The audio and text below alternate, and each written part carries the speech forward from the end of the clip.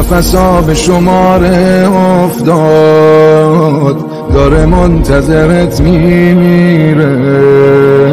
آقا یعنی میشه برگردی، دنیا بی شما دلگیره.